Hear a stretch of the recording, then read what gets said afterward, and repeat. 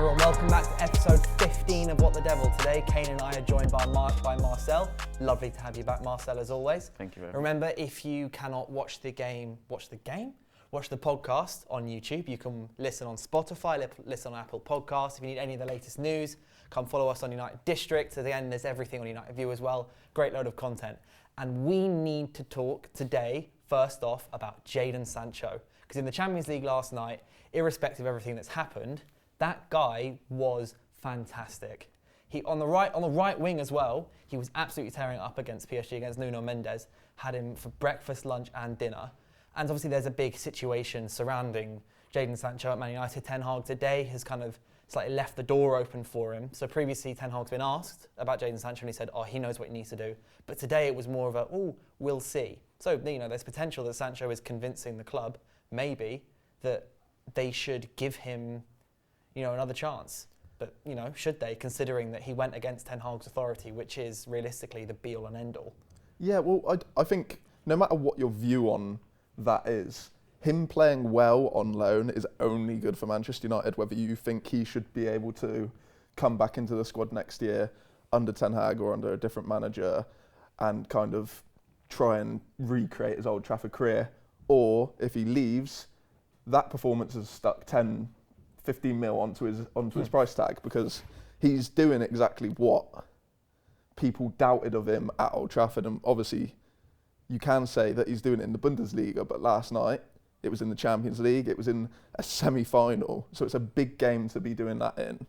And I think irrespective of your opinion of whether he should stay or go, it was a good thing for him and for Manchester United. Yeah, I can agree on that perspective in terms of how Manchester United Football Club look at it. But if Erik ten Hag is still here next season, then it's very simple to me. He has to leave. He has to say sorry to the manager. That was made clear as day, at the end of the day. And what he had done was spoke out of turn. The manager had clearly said after the Arsenal game, or was asked by the journalist, that he has not reached the levels, and his response was that he did reach the levels. That's just a clear disparity of power between a player and a manager. And for me, not saying sorry of that beyond that point, having 2 weeks international break after that, to then go into the office every single week and knock on his door and say, look, I'm training now, I'm early, I'm hungry, I want to play. And then he goes out onto the Carrington field and trains. He didn't do that. He decided to go online and send a message speaking completely against what the manager had basically been saying a few days before. This kind of issue with Jadon Sancho has happened at Man City. Pep didn't take him on, and he's had messages I think I've seen or read about similar, and at Dortmund, funny enough, the club that he's performed at. So a clear attitude or application issue, Kane, and for me, if Erik ten Hag is the manager, a disciplinarian, somebody that we wanted to bring this kind of foundation and respect amongst players and manager, player power eradicator, if you will, he cannot be at Manchester United Football Club. His previous time at the football club as well, the 2 seasons before that, he hasn't performed to this level that we saw against in the Champions League. So again, he should not be at the football club, and it should be sold immediately. But in terms of the performance in the Champions League, it was a fantastic performance. I've said before that he's got the potential to become the English Neymar. He's a very, very good footballer. But being a good footballer and not applying yourself, I've seen plenty of those before, and we've had plenty of those before at Manchester United Football Club. So onwards and upwards. I hear you're speaking about the initial issue with Ten Hag. You can't rewrite history with that just because he's had a good performance.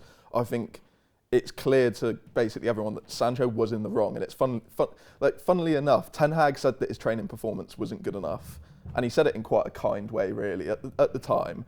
And I don't get how Sancho can really go against that, because it's an opinion. That was Ten Hag's opinion. You can't then go, no, I was training well, because. So that entire situation, it was Sancho's fault, and the fact that he didn't apologise, especially when Anthony then missed multiple weeks of games shortly after that because of his whole situation in Brazil. So he had he was complaining about a lack of game time, but there was an opportunity for him right then to kind of stake a claim.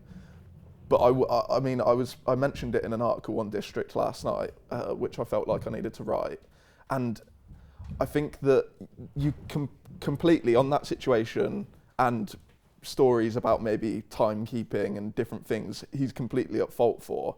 But what I think Ineos especially need to consider is that you're kind of bringing in a player who at Dortmund in those first 3 years, he was excellent kind of either on the right or left because he had kind of relationships with players. You remember Hakimi, who he was against last night, and Guerrero. It didn't matter whether he was on the left or the right because they had attacking kind of combination fullbacks and midfielders, and they had Erling Haaland as well. So but that obviously makes it easier. And they had everything set up for whether Sancho was on the left or the right that he could combine with players. And then United buy him, and after multiple years of scouting him, and it just didn't really seem like they knew what player they were truly getting. And you saw Sancho playing games where he was essentially asked to be that one-on-one winger that we know Rashford is when he's playing well, we know Garnacho is. That's completely not Sancho's game. And then when that slowly just affects confidence, and I said last night, if a player or manager could bottle confidence up and keep that, it would be the most priceless thing in football, because you see Sancho, even with those connections, wouldn't have been able to do that this time last year because his confidence was all the way down there. But when you're putting a player in a position to succeed by you're going, his strengths are this, we're going to try and make kind of the situations that he plays in benefit what he's good at, then confidence slowly goes up. And then you see Sancho actually taking a man on 1v1 because he's got the confidence to do so. But I think when you're talking about Sancho at United, you can speak about the problems with Ten Hag, but I think that's the main crux of like why it didn't end up working for him, supposedly, if he does leave. Well, the first season, he wasn't under Ten Hag. And he was he's inadequate in terms of for the price tag, the ability, he wasn't showing it. So, and I speak to your point of, we weren't playing to his strengths, but he wasn't performing well. Yeah, there's definitely a kind of like, you can't expect a player to be in the exact perfect environment. But when you are spending upwards of 70 million on him, you've scouted him for 3-4+ years, there's got to be surely some sort of expectation that you're going to be trying to play to his strengths at least, because it just seems like counterproductive to bring him in for that much money and then expect him to do a job that he wasn't doing anyway. Well, I think Paul Pogba was a purchase of a massive amounts of money, and I don't think he's an out-and-out 6. I think he's an 8, so we didn't play to his strengths there as well. I think when you're at this club, the expectation, the pressure to deliver comes first. I think especially in the stadium, we want them to show us something first before, we're looking to play to their strengths or anything. They have to show their ability on the pitch, and we have to warm to them. Martial comes to the pitch and he scores goals straight away, and we're thinking, wow, against Liverpool, against big teams. Rashford comes, debut goals straight away. They're showing us something. So I think that was the issue with Sancho, and that's why he didn't make it at Man City. That's why maybe there was issues at Dortmund to a degree. But he's been given the keys at Dortmund now, and the second time round, and that's a part of confidence. I definitely agree with that. Yeah. The number 10 shirt on your back, given the keys, everybody must play the football to you. They want to keep him on now, so that gives you a lot of confidence as a player. Whereas unfortunately at Manchester United Football Club, you have to do something first. There's a massive stadium there, full of people that are expecting performance and performance and performance. And he just hasn't been doing it here. And unfortunately, then you go on to disrespect the manager. It doesn't matter who the manager is. The moment you do that, you must be sold immediately.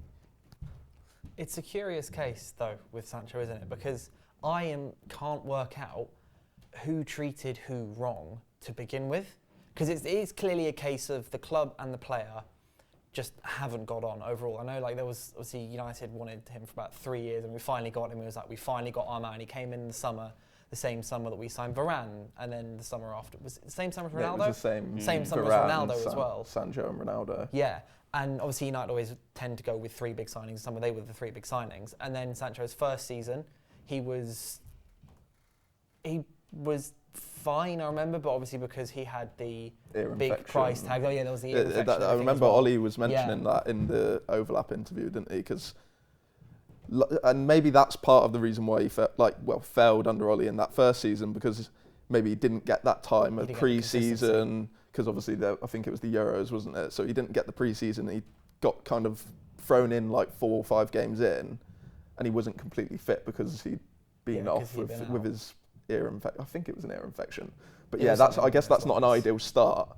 But it just rolled from there. In my opinion, it rolled from there where it never looked like there was an actual plan. And I remember obviously we can all agree that throughout, if you're just judging it on whether he performed at Manchester United, he didn't nowhere near enough. But the glimpses we saw of when he played good football, I think was it a game against Arsenal? It might have been Arsenal where he got an assist and he helped win a penalty.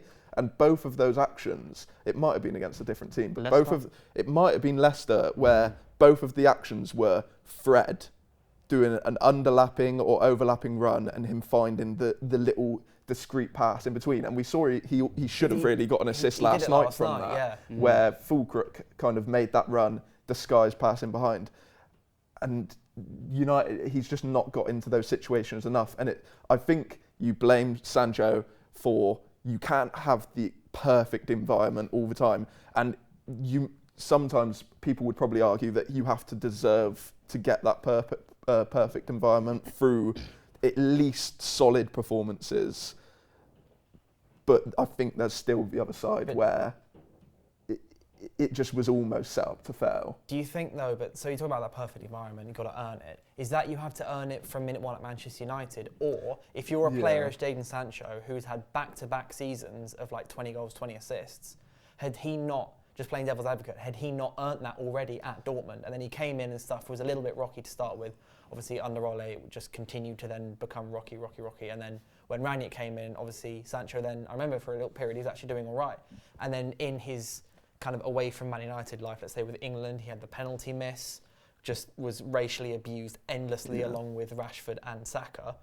And that, although Rashford and Saka, I think, were the two of the more concentrated people because they're the two more high-profile players. Saka was the one that missed the ultimate penalty. And Marcus Rashford is Marcus Rashford. He's probably one of the biggest footballers in the country, especially now. You can see that more than ever now.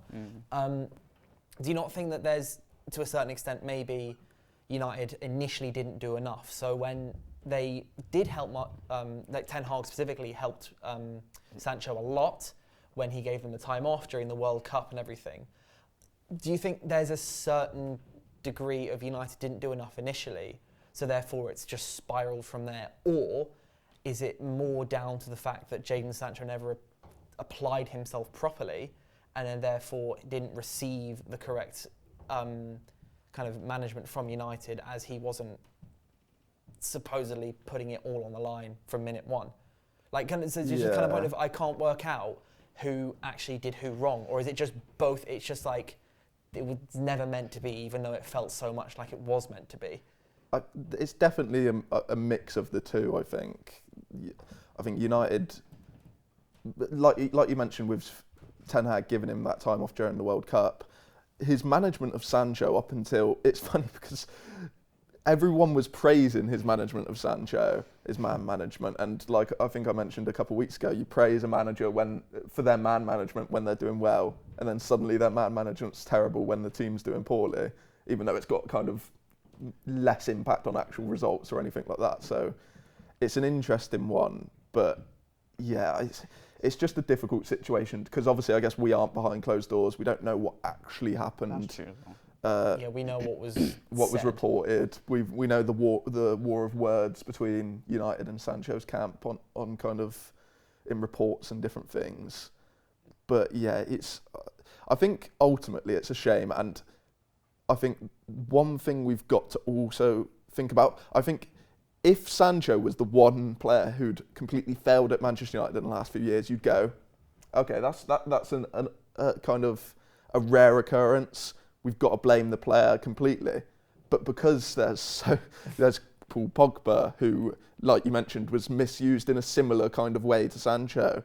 Anthony Martial was a golden boy winner. In the first few years, he was absolutely kind of unstoppable, and then it's just gone down there. Of course, injuries as well. Marcus Rashford this season, you could say that even though he's playing poorly as well, like Sancho was, the role which he's also playing in the team currently, with how we're playing, how we're barely dominating games, isn't ideal for a winger who wants to kind of go forward. There's a lot of different players where you can argue that their careers have got much worse when they've gone to Manchester United. Yeah. So I think you've also got to think about that when these players like Sancho fell, and I think that's what Ineos are going to be thinking about recruitment-wise. Why are these players coming to Manchester United and getting worse? I think that's before Ten Hag though, specifically. You got to kind of extract this with Sancho. You got to kind of extract a little bit of the blame. Like, there's percentage on things for sure. There definitely is, but you know, for me, from the outside anyway, it looks like he was disloyal. Ten Hag gave him the time away on the first season, and the second season, all he said is that your performance and training has not been good. That was it, and the rest came. And as a player, would you say that Sancho, just playing devil's advocate, is Sancho's kind of statement? Do you think that was purely about that one isolated situation, or do you think it was a build up? Because all this, I don't particularly agree with this completely, although I am frustrated about it. But obviously there was leaks about how he was frustrated about kind of a supposed favouritism to Anthony on the right or other players. I don't know if Anthony got name dropped, but that's basically who he was fighting. It was more when the statement first came out. I remember I read the statement, and my initial reaction was I thought Jadon Sancho had made a mistake in what he thought was being reported in the media, because his statement actually says, don't believe what you read in the media, my training's been fine. And I think, at the time, I thought what happened is Ten Hag had said, the training was bad, the training wasn't good enough. And then the journalists have then said, Jadon Sancho wasn't training. And then Jadon Sancho's thought that what was said by the media that the training Sancho wasn't good was like insider information. So he was then dispelling the rumours of what he thought was insider information. And then obviously he's realised that Ten Hag is the one that said it. But because he's already kind of established his position as this is not true, he's just kind of run with it because he doesn't think it's true. He thinks it's not true. It was a strange statement. Or not. It was a weird statement because he never actually addressed what Ten Hag said directly. He said, don't believe what you read in the media, which has happened a lot of times with Sancho. The media come up and said things, and he's been made a scapegoat. But I think then he just kind of stood his ground when obviously he then talked to Ten Hag and he thought, no, this is actually how I feel. It's just maybe that's not the way he was originally meant to show it, if that makes sense. No, I see what you mean. But so the point which I was going to say is like now a lot of people are frustrated that Ahmad isn't getting game time. So this is a point that I'm seeing online where is Sancho now kind of is his point where like, is he being I think reports where it was saying there was favouritism, kind of Anthony was playing more football than him, although I don't think that there wasn't a big disparity in their minutes, especially considering Sancho had the 3 months off. But what do you reckon about that, where it's now Ahmad's... I'm hearing player power, Kane. That's what I'm hearing. This is what I'm hearing. Essentially, this is what you're saying to me. Player power, footballers get to be divas and, this one I've got...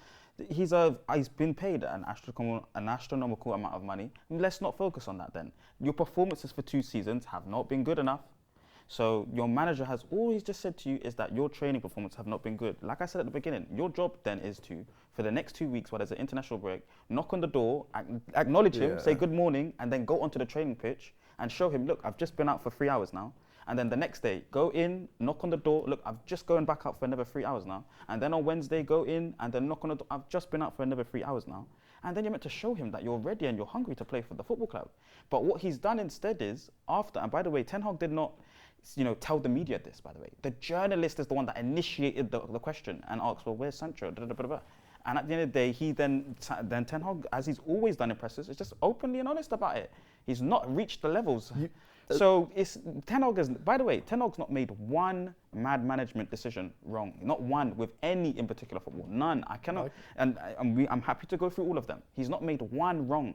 Every single one has been right with discipline in mind and with the situation that he has in his hands, where sometimes, I have to give a little bit of leeway here. I have to do a Cantona-esque situation here because I don't have many footballers available to me, or, there's a lot of footballers injured at the moment, so I got to kind of cradle this one. And then based on the Sancho situation, he had to then, because so much there was too many divas everywhere, the whole world was becoming divas, so then he had to, with Rashford I'll change it a little bit, and then with Garnacho I'll change it a little bit, because people were getting into his ear about certain things, or there was such big speculation about it every single time. So again, from my point of view, from the outside, it was a heavy mouth, especially from the player side, of disloyalty.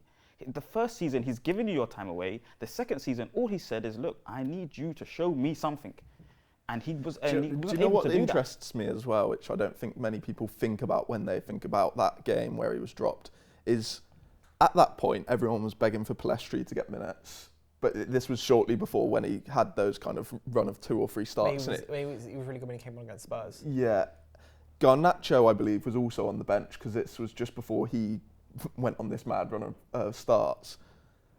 And we just got Højlund back from injury. So those 3 were the 3 forwards on the bench in that game. You might have argued that you maybe could have took a midfielder out and kept Sancho, but in a normal bench, that's probably quite normal, having 3 players, having 3 attacking wingers / striker on the bench.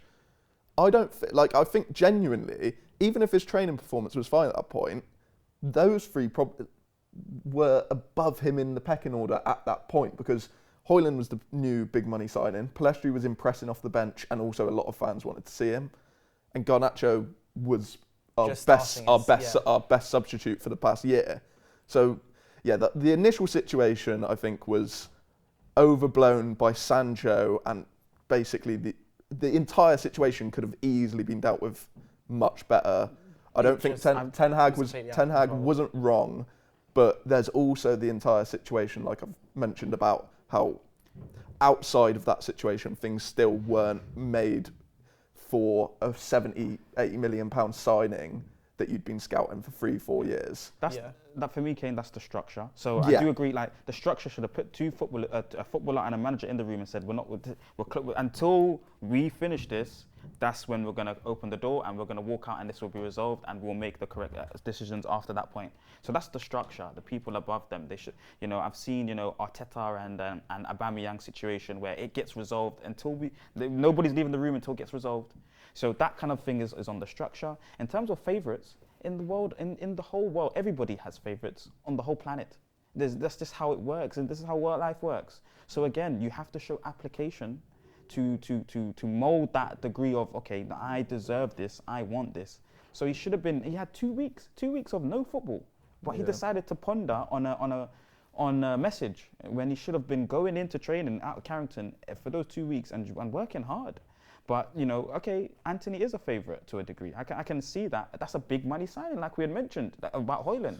It's a big money signing, so you're going to have to, and it's his big money signing. So he's going to want to play him, so you got to understand that to a degree. But yes, Antony has been poor. He scores in big games. He's been more than poor. He's been absolutely terrible. Yeah. So that goal against Burnley was his first Premier League goal at Old Trafford since his debut. I think Jadon Sancho, what he did was wrong, but what he said to a certain extent, his message he behind portrayed it was right.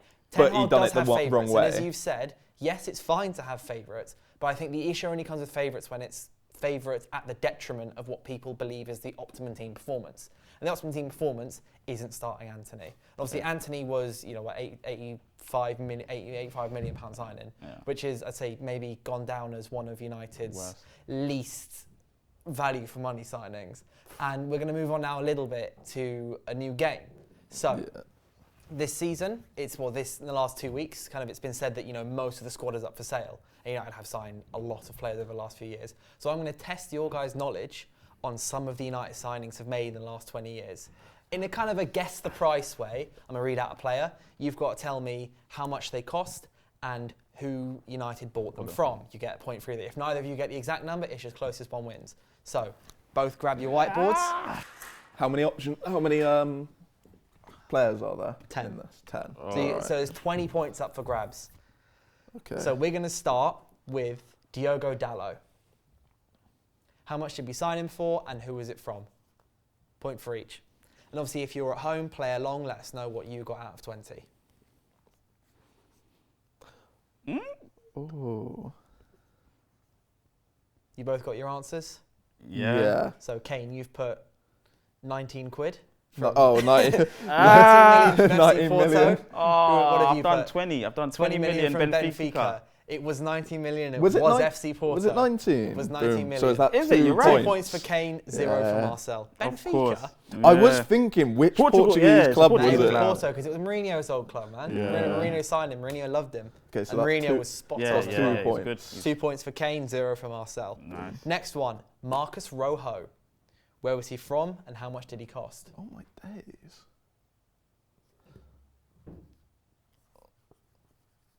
Gosh, nobody knows. You guys got 10 I feel seconds. like I might be way off on this. Where was he from? How much did he cost? I love Marcus Rojo, man. Yeah. He was a crackhead, but he was my favourite crackhead. He was mental. I can't He think was of the absolutely club. mental. Right, Kane, who have you got? I've only got the price, and I think I'm way off, to be honest. 15 You've mil. got 15 million, Marcel. No, I've got 15 mil as Oh. well. 15 And I million. got Was Boca, it Boca Juniors. Boca Juniors. It was 16 million, so I'll give you Oh, both the point for that. okay. It was Sporting Lisbon. Ah, See, I had He no. went to Boca I Juniors completely after forgot. United. yeah, see, there Yeah. it is. Number 3, Wayne Rooney. Oh, Where was he from and how much did he cost? how much was it? How much See, was I- Wazza?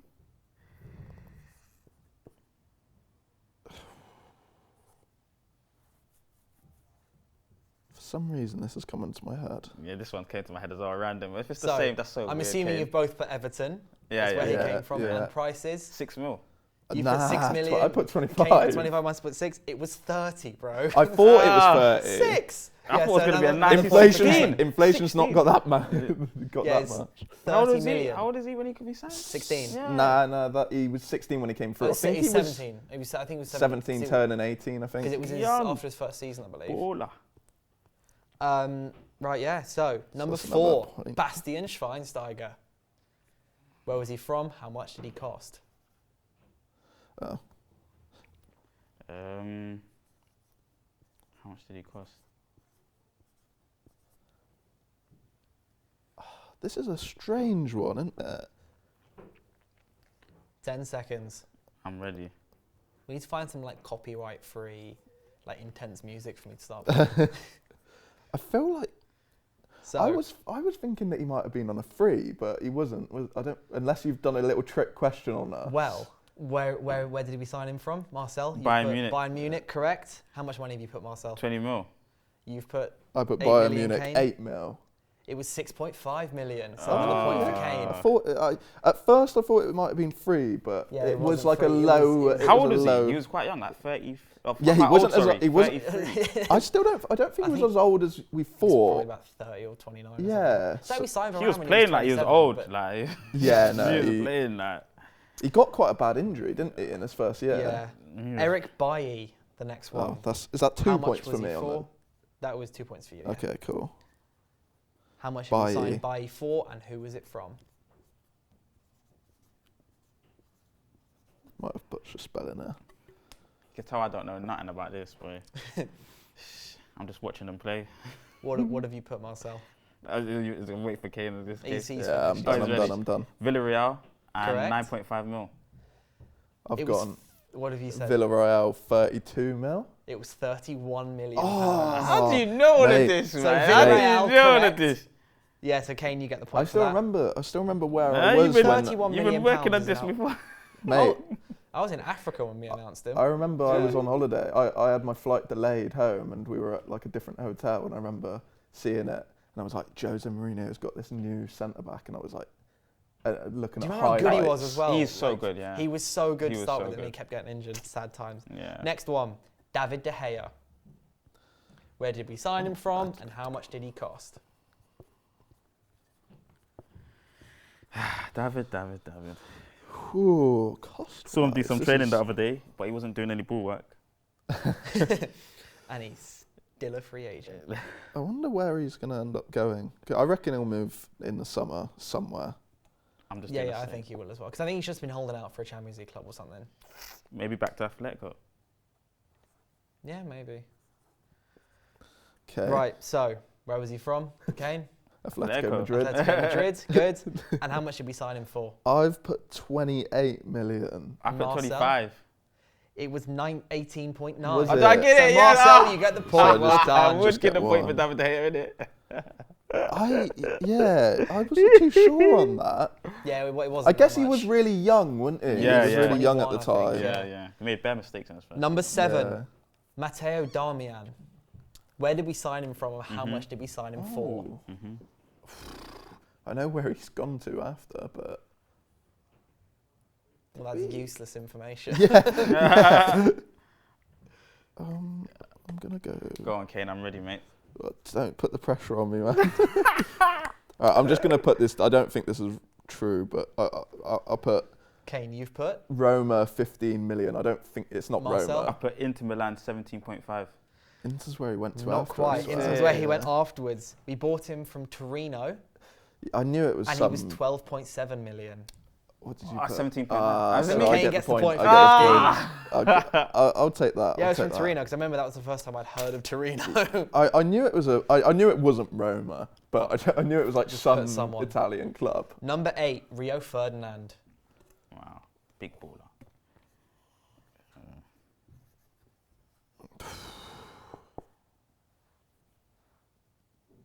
I wouldn't know. What would the price be? He was the record fee, wasn't he? At the Maybe. time. What that cost? God knows. 5 seconds, Kane.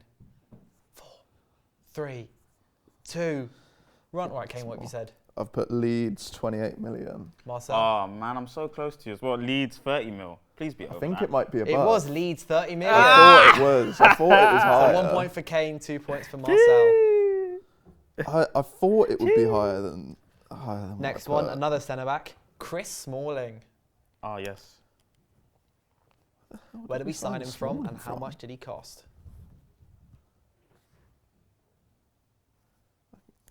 Well, it can't have been. We should have got him back from Roma. At this some is point we were getting- struggling at So centre-back. we can add another centre back to our injury list. Was he always injured at Roma? I think he had a couple injuries. Oh. Didn't we have some big injuries at United as well? Yeah, and a Jones couple both had a towards couple the of big- end. Yeah. Oh. I cannot Right. think. Am I I've just got the price. Oh, okay. I had to push you for an answer. Name a club, random club now. I mean, I was going to say Blackburn Rovers because that's where Phil Jones came from. And Marcel, And they're the said? they're Fulham! It is Fulham. And how much was it? Kane, you 12.5 said? million! Kane, I what said you 8 million. Marcel, you said 12.5 million. It was 7 million. Oh, I'll take you that. got So it. Kane gets the one point. each, one each. They're basically the same player Share to the me. point. So I thought you were about to say basically the same place. So Blackburn and Fulham, very different. Nah. Final one, this is a rogue one. Owen Hargreaves. Where did we Well- sign him from, and how much did we sign him for? I've got no idea on the price, and Yeah, I had no idea on the price either until I googled it. for some reason, Kane, why This don't is you a bit- tally normally? I don't know. He's written all the things. It's just like line. Yeah. So, where's Owen Hargreaves from?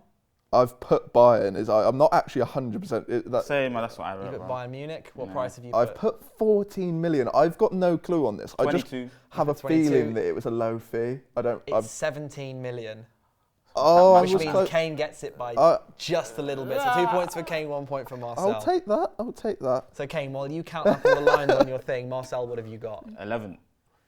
Marcel's got 11. Kane 9, 10, has 11, 12, 13, 15. 15. Well done, Congratulations. Kane. Thank you, my friend. 15's pretty good. Yeah, that was quite. Intense. Yeah, a lot of players that like I absolutely had no like Hargreaves. I don't think I've ever Even thought about how much cost, he yeah. was. He was apparently a pretty Penalty tidy in the- player as well. I Penalty in the never Champions really League watched him. final. Yeah. But he got big injuries, innit? Yeah, I think he had a couple big injuries, Big yeah. injuries, yeah, that kind of do it. Yeah, United have spent a lot of money on a lot of players recently, haven't they? Well, just over in general. And like the big also, transfer fees. Hargreaves is interestingly one of the only bearable ex-United pundits Yeah. in the game. I I quite like I him can on agree with that. punditry. Yeah, United has spent a lot of money, but one player they've never spent any money on, transfer price wise, is Marcus Rashford. No. And there has been a lot about Rashford's future in the last couple of weeks, Yeah. especially talking about how much he's worth. Because some reports say United, would accept bids over, or not accept, but consider bids over 70 million. Others say over 100 million. And he's got a contract until 2028. Obviously, he signed in pre-season. And there's been a lot kind of saying, Should United cash in on him, cash in, pure profit, will probably eliminate all our FFP problems, go and spend the money elsewhere. But B, some people are saying, no, he should leave, take the decision to leave, because there's other options. There's so many players who have thrived elsewhere, such as Jadon Sancho, while they haven't done well at United. And I feel like Marcus Rashford, it will be one of them, that if he was to leave United, he will become amazing no matter where he goes. It'd be the worst if he went to Arsenal, for example. I can see him doing amazingly well at Arsenal, or just somewhere like PSG, or somewhere anywhere else. But I want to just touch on the point of Marcus Rashford's future is probably the most complex, I'd say, out of all the current squad. Yeah. But where does it lie? Where should it lie? What should United do? What should Marcus Rashford do? It's weird. Yeah, I think no play, like reports have said, apart from the handful which are Garnacho, Højlund, Mainu, who are all clearly players for the future and the present. Apart from that, I think it is kind of, you can't say he's unsellable. I don't even think you can say Bruno Fernandes is unsellable, because these players can generate, if a bid did come in for 100 million for Rashford, I absolutely love him, and I think it's been overstated how bad he's been this season. He's got much more hate than he probably deserves. But even if something like that comes in, you do think about, if we are really going through this kind of rebuild revolution under Ineos, that would be a really kind of substantial fee to get for a player, especially in the difficulties we've got with FFP and everything like that. So I think we can't say that he's untouchable. You can only say that for the players mentioned before, I think. And even then, there is a level where, apart from Mainu, because he's just ridiculous, you might even think about the other ones, but that's a different point. With Rashford, I think, I said on a district video that I think between 80 to 90 million is what United should really be looking for to consider. That's not maybe that's not where their benchmarks price is, which is just a little bit above what some reports have said 70 mil, so it's a little bit above that. But I mean, personally, if he did end up going, which I don't think he will, to be honest, I don't think he will. I think it's unlikely, but it is something that has to be considered, because he's not in that group of untouchable players at the moment, because he's not necessarily shown his worth last season, where he got over 40 goals and assists, the best season I think I've seen a United player have, at least in recent memory, just because of how fantastic he was. Well, it was I saw someone retweet one of our old graphics from last season, and it was Marcus Rashford was the first player to score 30 goals since Robin van Persie in 2013. But God, he was so good. And one thing I do think is funny about Rashford and all the he's had 2 really poor seasons at United, and they just so happen to coincide with United's 2 really worst seasons.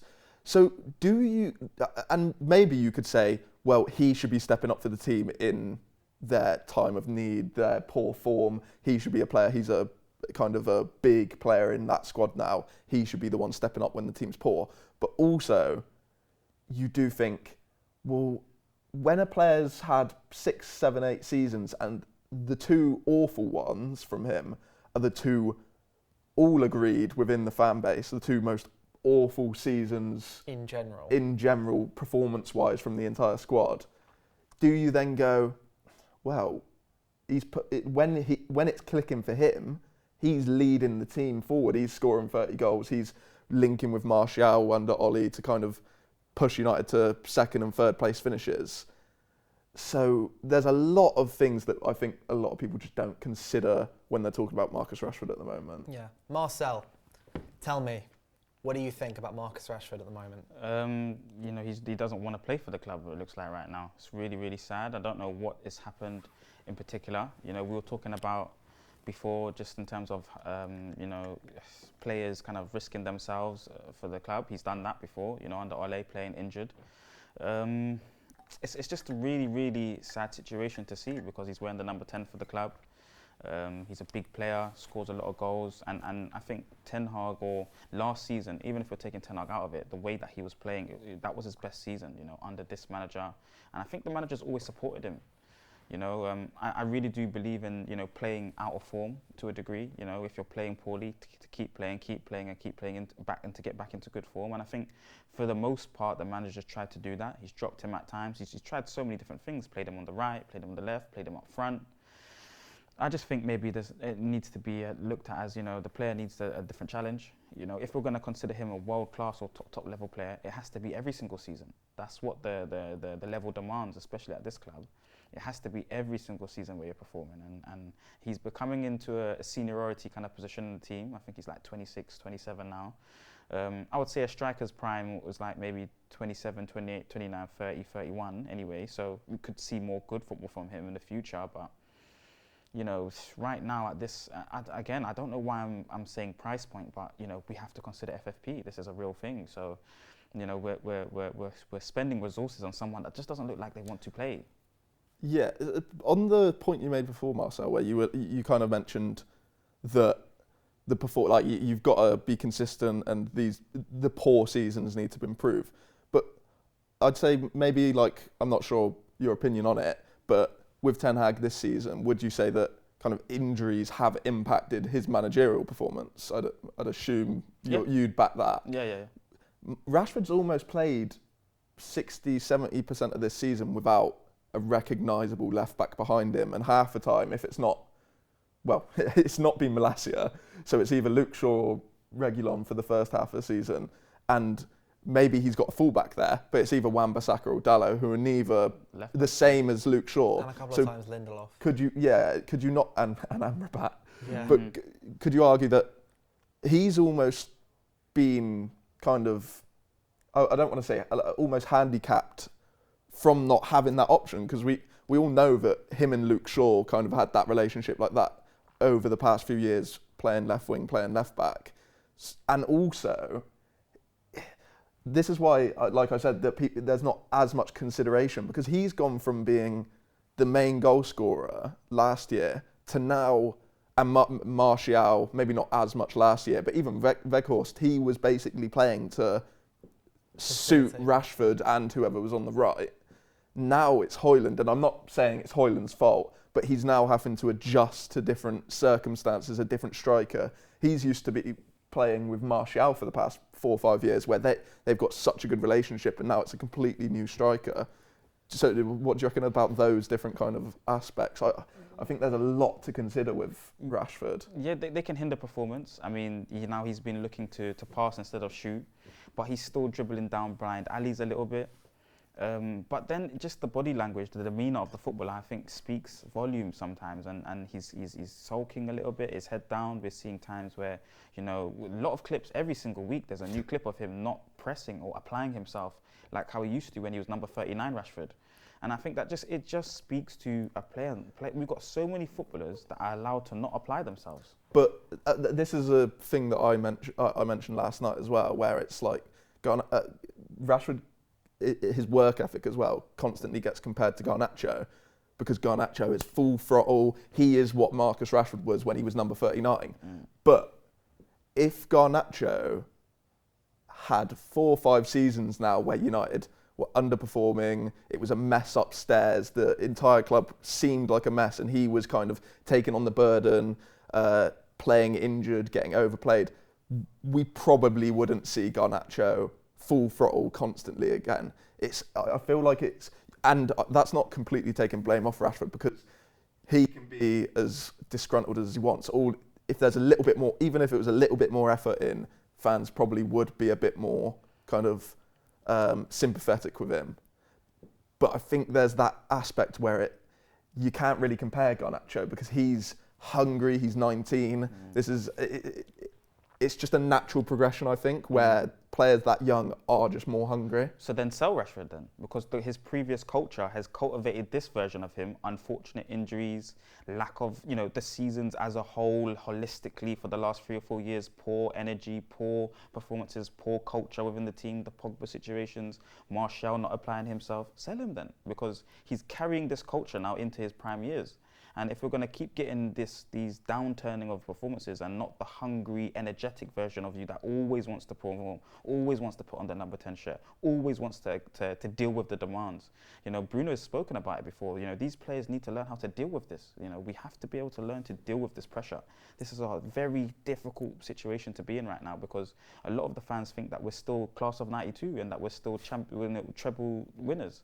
So, you know, we have to remodulate that kind of feeling and understanding, but you also have to be able to go out there every single week and provide top-level performances. I think Marcus Rashford has been completely, what's the word? He's been labelled, so I think Marcus Rashford has unfortunately been labelled wrong. He is not a catalyst player. He is a player whose performances are a product of his environment.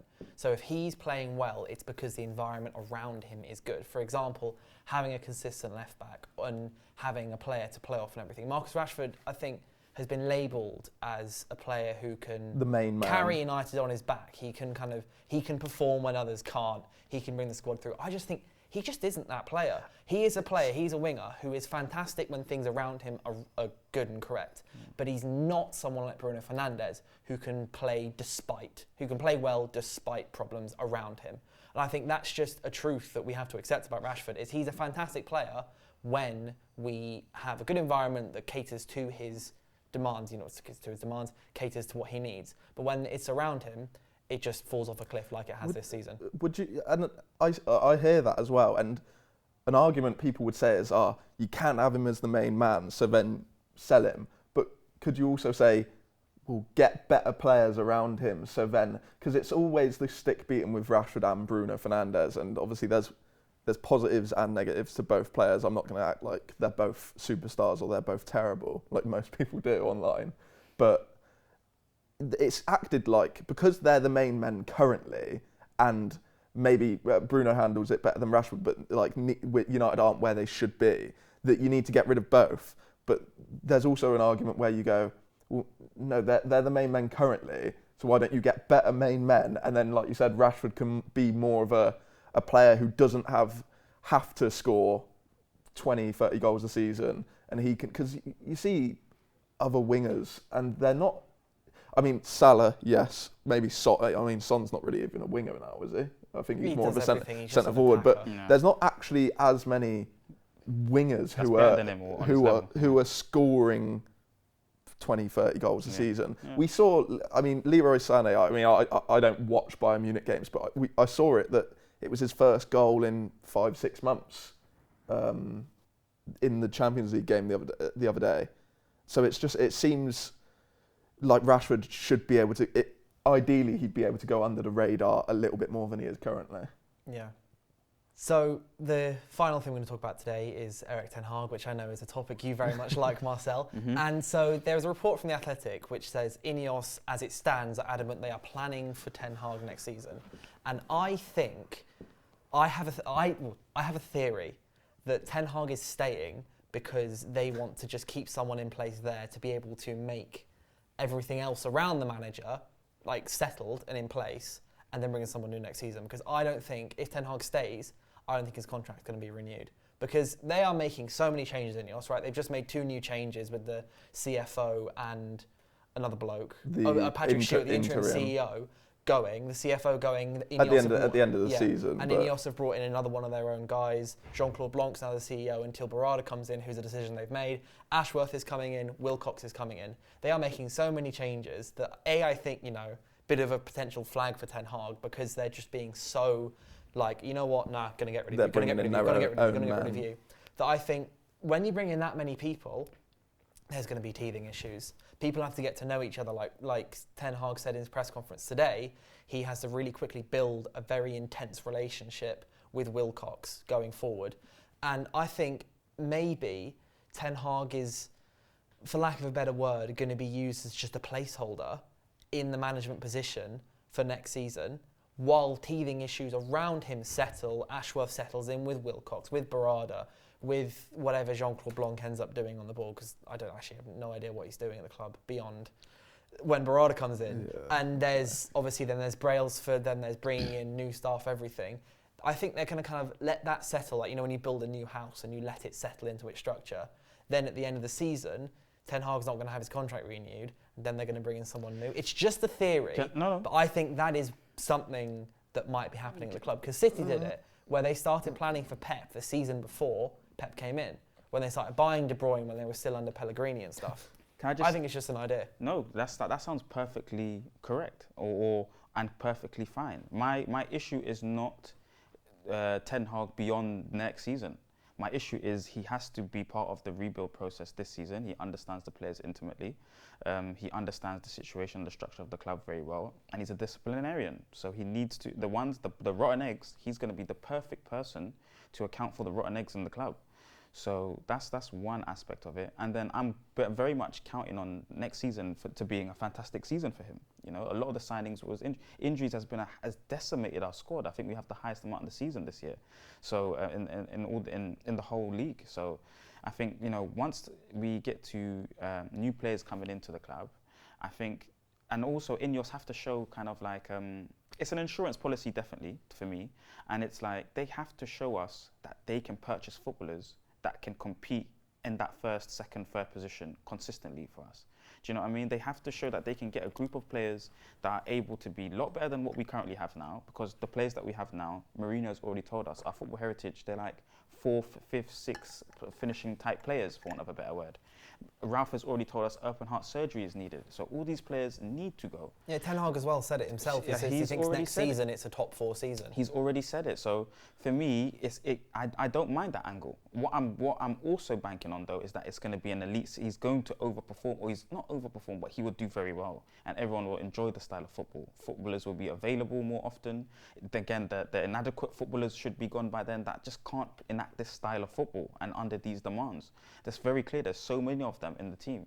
So once we're able to rid of them, and you can't get rid of the manager, because if you get rid of the manager now or in this season, then the new manager wants to reevaluate these footballers that, from in my mind, a lot of fans know are just inadequate with this style of football anyway. Unless you want to go back to counter-attacking football, then okay. You know, maybe, or if you want 5 at the back, then okay. But we don't have footballers, especially in the defensive line, that are good enough to play this, you know, suffocating style of football where you're risking so much in behind. We don't have footballers endurance enough, like Newcastle's engines in the midfield. We don't have enough of those. We've got Eriksen's, even Kobe, world-class generational talent, but the engine to go up and down. It's not a Caicedo, it's not an Enzo Fernandez or whatever. It's not a Declan Rice for sure. So, you know, at the end of the day, we have lots of players that don't suit this style of football because they were all previously under counter-attacking football managers.